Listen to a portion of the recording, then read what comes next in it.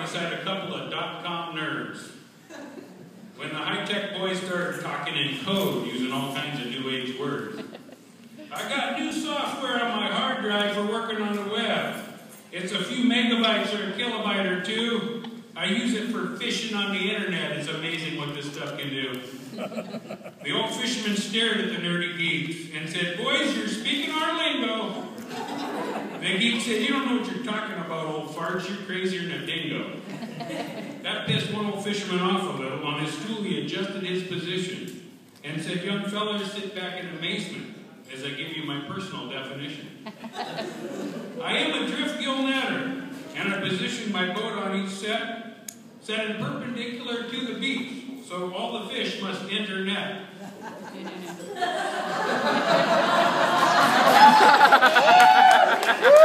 Sometimes we run up and down the net. In calm water, that's the norm. But one time I actually surfed the web during a nasty southeast storm.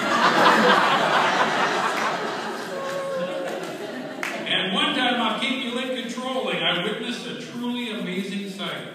I had cohos and kings on every hook. It was truly a megabyte. And I remember calling a couple of friends and coding the numbers just right. But they blew the code and people caught on. A sure way to kill a bite. I know people that bring their boats north from Seattle almost every year that they've been alive. There's plenty of beautiful scenery, but they'll tell you it's a hard drive. And I sure love to wear my fleece, picking the good stuff out with care. No zippers to snag on the net. Makes for the best kind of software. So you see, I know a little about fishing. The geek's jaws just drop like rubble. We've been working on the web for years. Sorry to burst your .com bubble.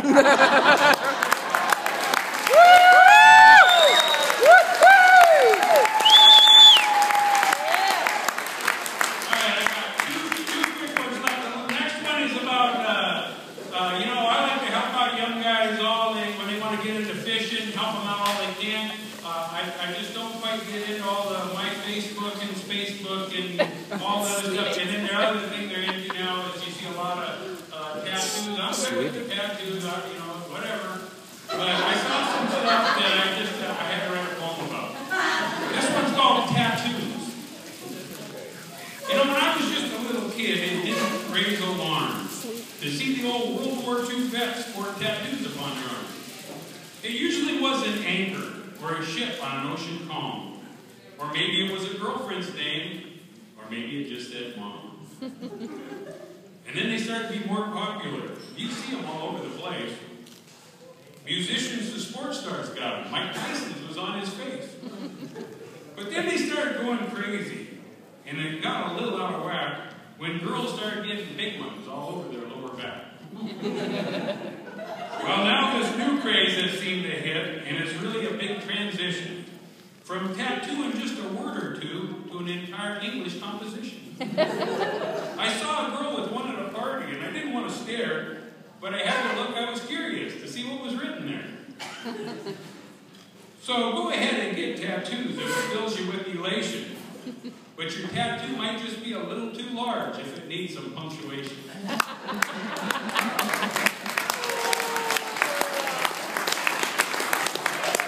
Okay, the last one, we're down in Baja, out on, laying on a beach out there, and I thought, man, this is a life. But what if you were all alone? And what if you shipwrecked and landed there and there was nobody to talk to? I thought, might not be so good. So I wrote this one, Maroon on a ship, on a South Pacific island. Maroon on a South Pacific island. A fisherman washed up on the shore of a deserted South Pacific island. His boat had sunk, but he hadn't drowned, and for that this guy was smiling. But he longed for a little company, and for that he shed some tears. He had no one else to talk with, and he'd been there 2 long years. Every day he'd walk down to the beach and watch the waves roll in, soaking up the sun all alone as they rolled back out again. But one day he looked out at the ocean and he couldn't believe his eyes. A beautiful babe in a wetsuit washed up. He He couldn't believe his eyes. Her beautiful hair was flowing. This hot chick was really cute. And she licked her lips enticingly as she slowly unzipped her suit. I like that already. She said, "Would you like a cigarette?" "Holy shit, you got some of those? I used to smoke 2 packs a day." And she, 2 packs a day. A little further down her zipper goes. She reached in one side of her wetsuit, pulled out a cigarette and light.